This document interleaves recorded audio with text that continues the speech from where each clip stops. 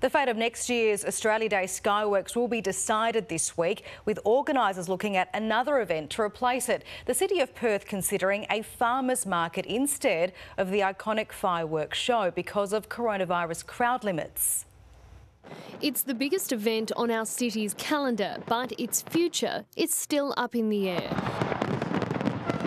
Perth's Australia Day Skyworks could be replaced with a farmers market because of coronavirus crowd limits. Well, that's a ridiculous outcome. If we lose Skyworks and see a very small event like a farmers market replace it, it's not the same attraction, it's not the same interest.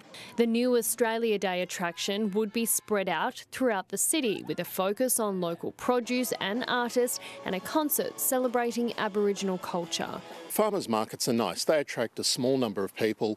It's a little trickle of people moving through. It's minuscule in comparison to the business that's generated through Skyworks.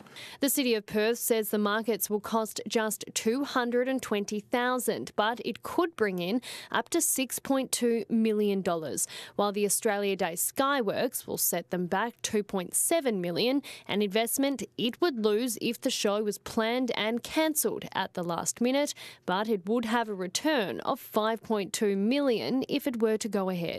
The council needs to do business in the 21st century, the way in which we've got to manage COVID-19 circumstances.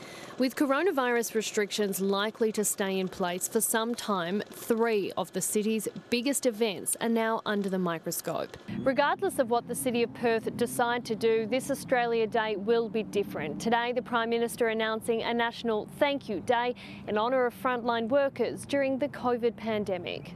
A decision on which event will be held will be made by the City of Perth Commissioner this week. I just urge them to keep Skyworks. It's enjoyed by hundreds of thousands of people. Kelly Hayward, 9 News.